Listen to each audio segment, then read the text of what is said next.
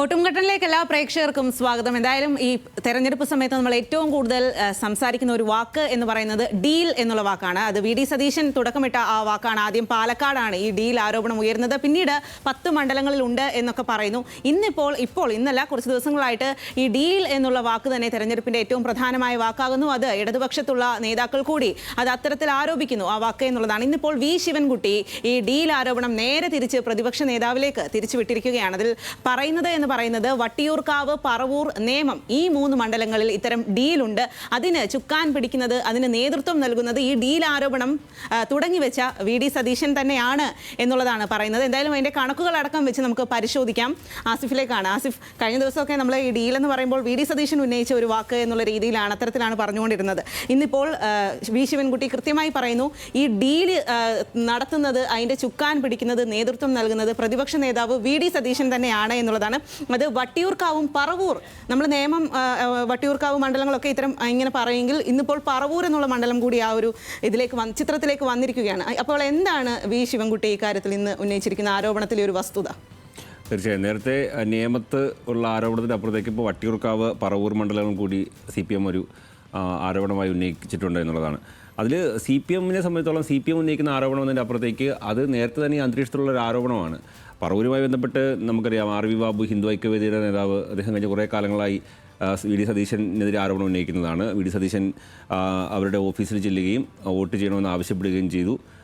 അങ്ങനെ അവർ നിരവധി തവണ വി ഡി സതീശൻ ഇത്തരത്തിൽ ഈ ഹിന്ദു ഐക്യവേദി അടക്കമുള്ള അല്ലെങ്കിൽ RSSുമായി ബന്ധപ്പെട്ട് നിൽക്കുന്ന സംഘടനകളുമായി സംസാരിച്ചു എന്നൊരു ആരോപണം ഉന്നയിച്ചത് CPM അല്ല ശരിക്കും. അത് ആ ആരോപണം ഉന്നയിച്ചത് അത്തരം സംഘടനകൾ തന്നെയാണ്, RSSുമായി ബന്ധമുള്ള സംഘടനകൾ തന്നെയാണ് അത്തരത്തിലുള്ള ആരോപണം ഉന്നയിച്ചിട്ടുള്ളത്. പറവൂരിൽ CPMനെ അല്ലെങ്കിൽ LDFനെ തോൽപ്പിക്കാൻ വേണ്ടി അങ്ങനെ സഹായം തേടി എന്നുള്ള ആരോപണം ഉന്നയിക്കുന്നത്. അതിപ്പോൾ CPM സ്വാഭാവികമായിട്ടും ഇപ്പോൾ വീണ്ടും ഈ ഒരു സമയത്ത് എടുത്തിട്ടുണ്ടാകും. കാരണം വി ഡി സതീശൻ ഇപ്പോൾ പ്രചാരണത്തിന് പോകുന്ന മുഴുവൻ മണ്ഡലങ്ങളിലും ഡീൽ ആരോപണം ഉന്നയിച്ചുകൊണ്ടിരിക്കുകയാണ്.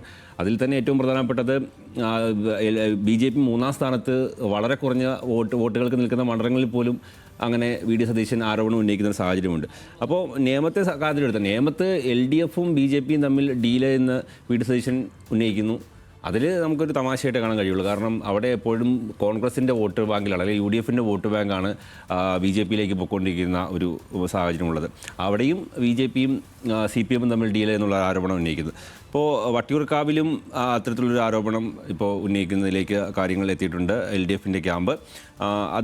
അതുമായി ബന്ധപ്പെട്ട് അതും എനിക്ക് തോന്നുന്നു ആ ആരോപണം ആദ്യം ഉന്നയിച്ചത് കോൺഗ്രസ് നേതാവാണ്, അല്ലെങ്കിൽ യൂത്ത് കോൺഗ്രസ് നേതാവാണ്. യൂത്ത് കോൺഗ്രസിൽ നിന്ന് പുറത്തുപോയ NS നസൂറാണ് ഈ ഒരു ആരോപണം ഉന്നയിച്ചത്. അതായത് അരുവിക്കര, വട്ടിയൂർക്കാവ് മണ്ഡലങ്ങളിൽ UDF BJPയെ സഹായിക്കുകയും നേമത്ത് കോൺഗ്രസ് തിരിച്ച് BJPയെ സഹായിക്കുകയും ചെയ്യുക. അതായത് 1:2 എന്നുള്ളൊരു ഫോർമുല രൂപപ്പെട്ടിട്ടുണ്ട് എന്നൊരു ആരോപണം ഉന്നയിച്ചത് യൂത്ത് കോൺഗ്രസിൽ നിന്ന് പുറത്തുപോയ, ഈ ഇലക്ഷൻ സമയത്ത് പുറത്തുപോയ NS നസൂറാണ്.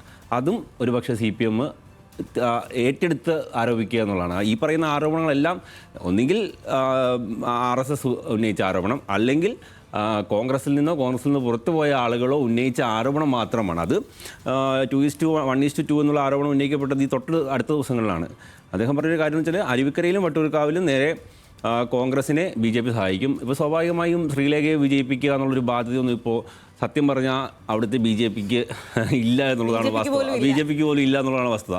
അപ്പോൾ അവർ പറയുന്നത് അരുവിക്കരയിലും വട്ടിയൂർക്കാവിൻ്റെയും CPMൻ്റെ സീറ്റ് പോകുക എന്നുള്ള ലക്ഷ്യമിട്ടുകൊണ്ട് അവിടെ രണ്ടിടത്തും BJP കോൺഗ്രസ് സഹായിക്കുകയും നേമത്ത് തിരിച്ച് BJPയെ കോൺഗ്രസ് സഹായിക്കുകയും ചെയ്യുന്നുള്ള ആരോപണം അത് ഉന്നയിച്ചത് യൂത്ത് കോൺഗ്രസിൽ നിന്ന് പുറത്തുപോയ നേതാവാണ് NS നസൂർ. അപ്പോൾ ആ കോൺഗ്രസ്സുകാരോ RSSകാരോ ഉന്നയിച്ച ആരോപണങ്ങൾ തന്നെയാണ് വി ഡി സതീശനെതിരെയുള്ള ആയുധമായി ഇപ്പോൾ CPM ഉന്നയിക്കുന്നു എന്നുള്ളതാണ് ഇക്കാര്യത്തിൽ എനിക്ക് പറയാനുള്ളത്. അതിപ്പോൾ NS നസൂർ അടക്കമുള്ള ആളുകൾ പുറത്തേക്ക് പോയത് എന്തെല്ലാം കാര്യങ്ങൾ കൊണ്ടാണ് എന്നുള്ളത് നമുക്കറിയാം. അവർ അത്തരത്തിൽ സ്ഥാനാർത്ഥിത്വമൊക്കെ ആഗ്രഹിച്ചിരുന്നു, അതിന്ന് പുറത്തേക്ക് പോകുന്നു, ഇത്തരം ആരോപണങ്ങളൊക്കെ ഉന്നയിക്കുന്നു എന്നുള്ളതാകും കോൺഗ്രസ് ക്യാമ്പിൽ നിന്നുള്ള ആളുകൾ ഈ ഒരു സമയത്ത് പറയുന്നത്. ആൽവിൻ, അപ്പോൾ എന്തായാലും ഇന്ന് ഈ ഡീല് നേരെ തിരിച്ചിട്ടിരിക്കുകയാണ് വി ശിവൻകുട്ടി വി ഡി സതീശന് നേരെ. അത് പറവൂരിൽ ഡീലുണ്ട് എന്നാണ് പറയുന്നത്. പറവൂരിൽ വി ഡി സതീശന് ജയസാധ്യത വളരെ അധികമുള്ള ഒരു മണ്ഡലമാണ്. അവിടെ ഇത്തരം ഒരു ഡീല് ഉണ്ടാക്കേണ്ട ആവശ്യമുണ്ടോ എന്നുള്ളൊരു ചോദ്യം ഈ ഒരു സമയത്ത് ഉയരും.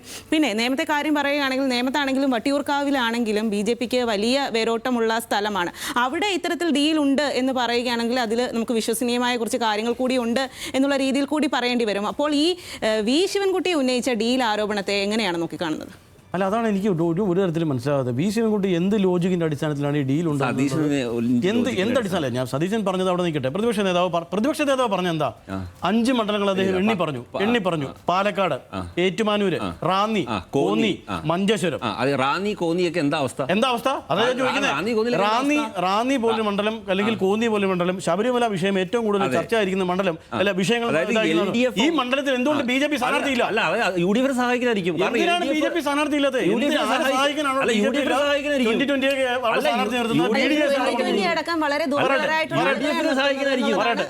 ഞാൻ എന്റെ ലോജിക്ക് പറയാം. UDF സഹായിക്കാനായിരിക്കും. കാരണം LDF 1ാം സ്ഥാനത്ത് നിൽക്കുന്ന മണ്ഡലത്തിൽ 2ാം സ്ഥാനത്ത് നിൽക്കുന്ന UDF സഹായിക്കാനായിരിക്കും. 3ാം സ്ഥാനത്ത്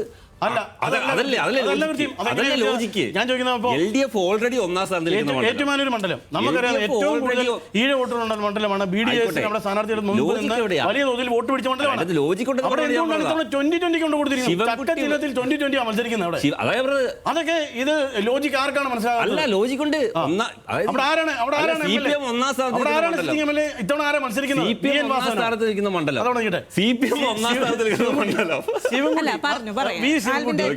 ഈ ശിവൻകുട്ടി ഇന്ന് പറഞ്ഞ ഡീൽ എനിക്ക് ഒരു തരത്തിൽ മനസ്സിലാകുന്നില്ല. ഈ ഏത് ലോജിക്കിന്റെ അടിസ്ഥാനത്തിലാണ് വട്ടിയൂർക്കാവിലെ നിയമത്തിനും ഡീലുണ്ടെന്ന് പറയുന്നത്? വട്ടിയൂർക്കാവിൽ കെ മുരളീധരനപ്പുറത്ത് ഒരു കോൺഗ്രസിനെ പോലും പാർട്ടിയിൽ ഒരു നേതാവിനെ ഇറക്കാൻ പറ്റുന്ന ഏത് സ്ഥാനാർത്ഥി അവിടെ ഉള്ളത്? അദ്ദേഹം മുമ്പ് അവിടെ MLA ആയിരുന്നല്ലോ. കഴിഞ്ഞ തവണ വീണ എസ് നായരെ അവിടെ നിർത്തി 35,000-ലധികം വോട്ടാണ് അവിടെ വരുന്നത്. ഏതാണ്ട് 28% വോട്ട് വീണ അവിടെ പിടിച്ചിട്ടുണ്ട്. BJP 2ാം സ്ഥാനത്താണ്. അല്ല, ഞാൻ പറയാം, അവിടെയാണ് പിന്നെ നേമത്തേക്ക് വരുന്നു. നേമത്ത് എന്താണ് പ്രശ്നം? ഈ തിരുവനന്തപുരത്ത് ഇന്നത്തെ അവസ്ഥയിൽ ഏറ്റവും മിടുക്കനായ ഒരു സ്ഥാനാർത്ഥി, കോൺഗ്രസിന് ഏറ്റവും ഉയർത്തി കാണിക്കാൻ പറ്റുന്നൊരു മുഖം നമ്മൾ മുമ്പ് ഇതിൽ ചർച്ചയിൽ പറഞ്ഞതാണ്.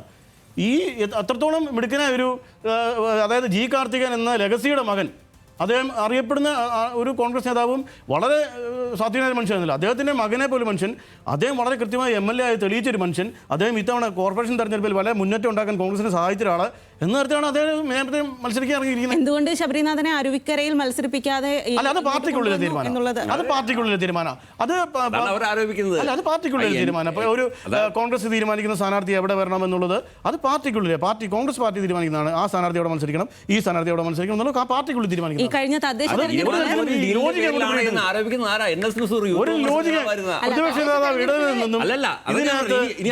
പറയുന്ന വി ശിവൻകുട്ടിയുടെ ലോജിക്ക് ഒരു തരത്തിലും ആൾക്കാർക്ക് ദഹിക്കില്ല. പ്രതിപക്ഷ നേതാവിന്റെ ലോജിക്കിനേക്കാൾ ലോജിക്ക് ഉണ്ടെന്ന് ഞാൻ പറയത്തുള്ളൂ.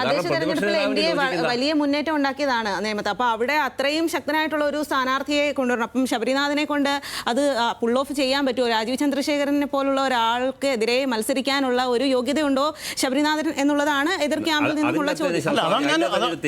അതുകൊണ്ടാണ് ഞാൻ പറഞ്ഞത്, ശരിക്കും പറഞ്ഞ നിയമമണ്ഡലത്തിൽ കോൺഗ്രസ് ഒരു മുന്നേറ്റം ഉണ്ടാക്കിയിട്ടില്ല. നിയമമണ്ഡലത്തിലെ എല്ലാ വാർഡുകളിലും വെച്ച് നോക്കുമ്പോൾ കോൺഗ്രസ് 0-യാ. വെറും നമ്മുടെ തെറ്റിദ്ധാരണ.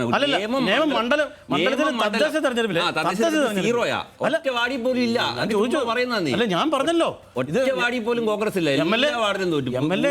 കഴിഞ്ഞ ശിവൻകുട്ടി ആയിരുന്നല്ലോ. അതെ, ആയിക്കോട്ടെ, ഞാൻ ശരിയാണ്, അത് തർക്കമൊന്നുമില്ല. നിയമത്തൊരു അങ്ങനെ ഉണ്ടെങ്കിൽ ആ ദുർബലനായ, നിങ്ങൾ പറഞ്ഞ ഡീൽ ഉണ്ടായിരുന്നെങ്കിൽ, ഈ ഇപ്പൊ ശിവൻകുട്ടി ആരോപിക്കുന്ന ഡീൽ ഉണ്ടായിരുന്നെങ്കിൽ ദുർബലനായ ഒരു സ്ഥാനാർത്ഥിയെ താരതമ്യേന വളരെ ദുർബലനായ ഒരു സ്ഥാനാർത്ഥി അവിടെ കോൺഗ്രസ് മത്സരിപ്പിക്കണമായിരുന്നു. അങ്ങനെ അല്ലല്ലോ സ്ഥിതി. ഇപ്പം അല്ല, ഞാൻ അവിടെ മത്സരിക്കുന്ന ആരാണ്? അതാണ് എന്റെ ചോദ്യം. അവിടെയാണ് എന്റെ പോയിന്റ്. ഈ നുസൂറിന്റെ പോയിന്റ് ഉണ്ടായിരുന്നു.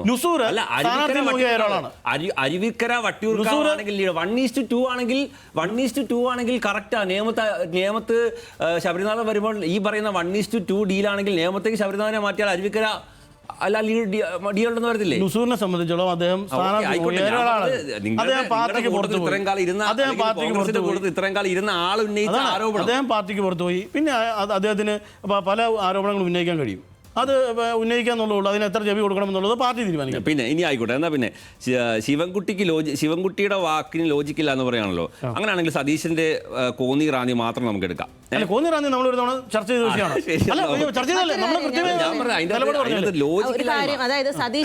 ഞാൻ അതിൻ്റെ ഒരു ഒറ്റ ലോജിക്കിന് കാര്യം ചോദിക്കട്ടെ. അതായത് ഞാനാണിപ്പോൾ ഒരിടത്ത് വിജയിച്ച് നിൽക്കുന്നത്. അവിടെ 2 സ്ഥലങ്ങളിൽ ഞാൻ വിജയിച്ച് നിൽക്കുകയാണ്. അവിടെ രണ്ടാം സ്ഥാനത്തുള്ള ആളെ സഹായിക്കാനല്ലേ പിന്നെ ഡീലിൻ്റെ ആവശ്യം. ഓൾറെഡി ഞാൻ നല്ല മികച്ച ഭൂരിഷത്തിൽ വിജയിക്കുന്ന ഒരു സ്ഥലത്ത് പിന്നെ മൂന്നാം സ്ഥാനത്ത് നിൽക്കുന്ന ആളുമായിട്ട് ഞാൻ ഡീൽ ഉണ്ടാക്കേണ്ട കാര്യം എന്താ? വേറൊരു കാര്യം അത് അതായത് ലോജിക്കല്ലേ? അങ്ങനെയാണെങ്കിൽ വട്ടിയൂർക്കാവിൽ അതല്ലേ ലോജിക്ക്. വട്ടിയൂർക്കാവിൽ മൂന്നാം സ്ഥാനത്ത് പോയ അല്ലെങ്കിൽ നേമത്ത് മൂന്നാം സ്ഥാനത്ത് പോയ കോൺഗ്രസിനെ ഒന്നാമത് വരാൻ വേണ്ടിയാണ്. എന്ത് ലോജിക്കാണ്? റാന്നിയിലും കോന്നിയിലും ആ ലോജിക്ക് വർക്കാവില്ല, വട്ടിയൂർക്കാവ് വരുമ്പോൾ ആ ലോജിക്ക് വർക്കാവും. അങ്ങനെ ശരിയാവും. എല്ലായിടത്തും ഒരേ ലോജിക്ക് വർക്ക് ചെയ്യുന്നുണ്ട്. 10ഓളം മണ്ഡലങ്ങളിൽ ഡീൽ ആരോപിച്ചപ്പം പിണറായി വിജയൻ അടക്കമുള്ള ആളുകൾ പറഞ്ഞത് പരാജയ ഭീതി കൊണ്ടാണ് ഇത്തരത്തിൽ ഡീൽ ആരോപണം ഉന്നയിക്കുന്നത് എന്നാണ്. ഇന്നപ്പോൾ വി ശിവൻകുട്ടി ഇത്തരത്തിലൊരു ഡീൽ ആരോപണം ഉയർത്തുമ്പോൾ അത്തരത്തിൽ പരാജയ ഭീതി കൊണ്ടാണ് പറയുന്നതെന്ന് എതിർ ക്യാമ്പിൽ നിന്ന് ചോദിച്ചാൽ എന്തായിരിക്കും? അതിന്റെ ഒരു പ്രധാനപ്പെട്ട കാര്യം കോൺഗ്രസിന് വേറൊരു പ്രചാരണ വിഷയമില്ല ഉണ്ടോ? വി ഡി സതീശൻ രാവിലെ തുടങ്ങും ഡീൽ ആരോപണം. പ്രചാരണ വിഷയമില്ലെന്നോ? സർക്കാരിന്റെ വിഷയങ്ങൾ അതൊക്കെ പറയുന്നുണ്ടോ? സർക്കാർ വിരുദ്ധ ഭരണവിരുദ്ധ വിഷയങ്ങൾ ചർച്ച ചെയ്യുന്നു. അതൊന്നുമല്ല. രാവിലെ പത്രസമ്മേളനം മുതൽ ഡീൽ ആരോപണം പ്രതിപക്ഷ ഏറ്റുപിടിക്കും. അങ്ങനെ സകലമാന നേതാക്കളും ഈ ഡീലാരോപണത്തിലാണ് കുരി കിടക്കുന്നത്. അപ്പൊ പിന്നെ സ്വാഭാവികമായിട്ട് സർക്കാരിന് അതിന് മറുപടി പറയേണ്ടി വരത്തില്ല. അല്ല, അവിടെ ഒരു നീക്കുമൊക്കെ ഉണ്ട് എന്നുള്ള ഉത്തമ ബോധ്യത്തിലാണ് പ്രതിപക്ഷ നേതാവ് ഒരുപക്ഷെ അങ്ങനത്തെ ഡീലാരോപണം പറയുന്നത്. ഇപ്പം ഭരണവിരുദ്ധ വികാരമായ സർക്കാരിന്റെ പല വിഷയങ്ങളും എടുത്തിട്ട് ചർച്ച ചെയ്യുന്നുണ്ടല്ലോ. അതെന്താ പറയാത്തത്? മറ്റൊരു കാര്യം, ഈ ശബരിമല സ്വർണ്ണക്കൊള്ളയാണ് ഈ സമയത്ത് ഏറ്റവും വലിയ പ്രചാരണ വിഷയമാകേണ്ടതെന്ന് പറഞ്ഞു. അത് വളരെ കുറച്ച് മാത്രമാണ് ഈ പ്രചരണ രംഗത്തേക്ക് വരുന്നത്. അപ്പോൾ അങ്ങനത്തെ ഒരു ചോദ്യം ഉയരും. കാരണം ഈ ഡീല് മാത്രമാണോ സർക്കാരിനെതിരെ ഉന്നയിക്കാനുള്ളത് എന്നുള്ളത്.